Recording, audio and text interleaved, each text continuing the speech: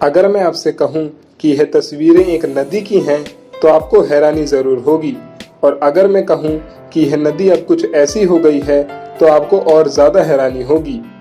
और आपकी हैरानी की वजह है बाबा बलबीर सिंह सीचेवाल जी, जिन्होंने इस अद्भुत कार्य को अंजाम दिया है। आज हम उन्हीं के जीवन से कुछ सीखने का प्रयास करेंगे। तो आइए आप भी हमारे साथ इस वीडियो को पूरा देखें।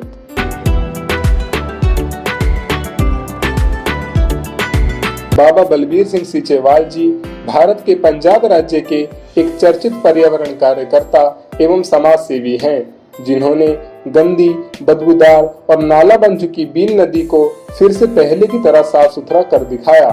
संत बलबीर सिंह जी जब भी नदी की हालत को देखते तो उनका मन भारी हो जाता था। बाद में जब उन्हें इस नदी की महत्वता का ज्ञान हुआ तो उन्होंने सन 2000 में मन ही मन इस बात का संकल्प किया कि वो किसी भी कीमत पर काली बीन नदी को पुरानी स्थिति में ले आएंगे।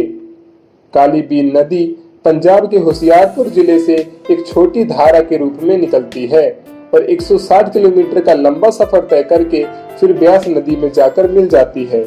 यह वही नदी है जिसके किनारे कई सालों पहले गुरु नानक देव जी को अंतर्ज्ञान प्राप्त हुआ था और वे नानक से गुरु नानक के रूप में पहचाने जाने लगे थे। बाबा जी अकेले ही इस अभियान पर निकल पड़े। बाद में धीरे धीरे लोग उनके साथ होते गए, लेकिन यह काम इतना आसान नहीं था। इसमें कई सारी समस्याएं थी, जैसे गांव और फैक्ट्रियों से निकलने वाली गंदे पानी की नालियों को नदी में जाने दिया जाता था। कुछ इलाकों में तो नदी सूख भी चुकी थी और कूड़े कचरे का मुख्य स्थल बन चुकी थी। आसपास के खेतों में कीटनाशकों का अंधाधुंध प्रयोग, कीचड़ और जंगली घास फूस के कारण यह नदी एक गंदे नाले में बदल गई थी।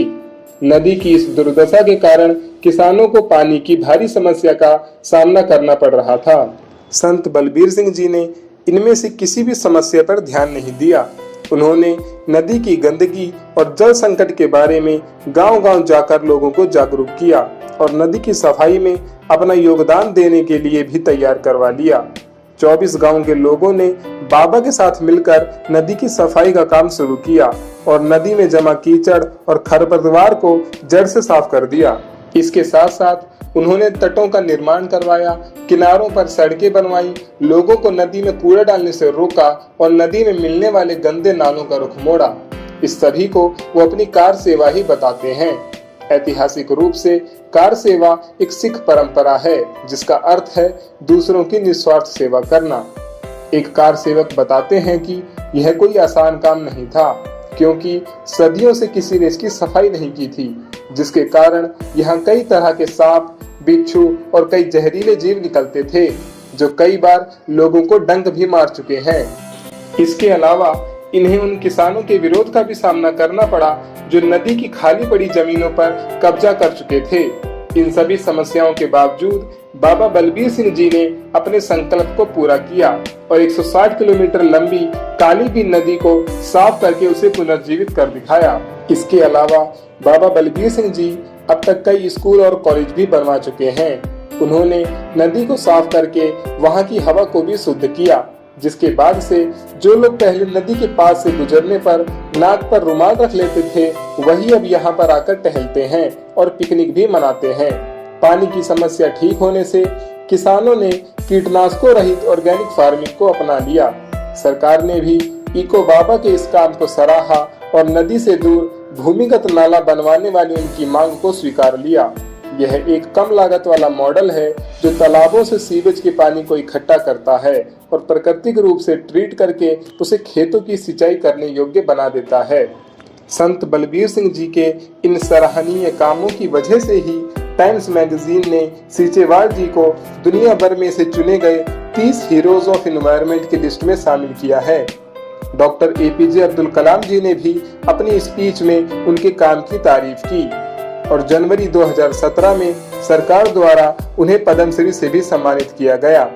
उनकी पहल की सफलता ने भारत सरकार को गंगा नदी की सफाई के लिए भी सीचेवाल मॉडल शुरू करने के लिए प्रोत्साहित किया।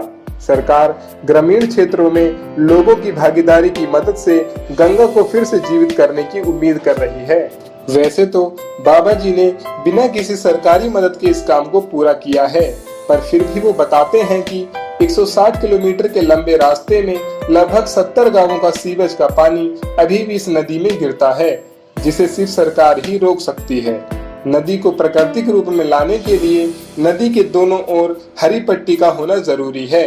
इसके लिए नदी के दोनों ओर कम से कम 1-1 एकड़ की जमीन सपाट होनी जरूरी है, जहां पर वृक्षारोपण कर सकें।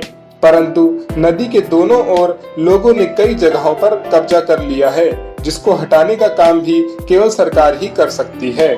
पर्यावरण प्रेमी बाबा बलबीर सिंह जी सबको संदेश देते हैं कि आओ हम ईश्वर की बनाई प्रकृति से प्यार करें और उसके साथ होकर चलें। नदियों को हमेशा साफ सुथरा रखें और हवा को प्रदूषित न होने दें। जिस दिन हम अपनी नदियों को साफ रखने में सफल हो जाएंगे, हमें बोतल बंद पानी की जरूरत ही नहीं पड़ेगी।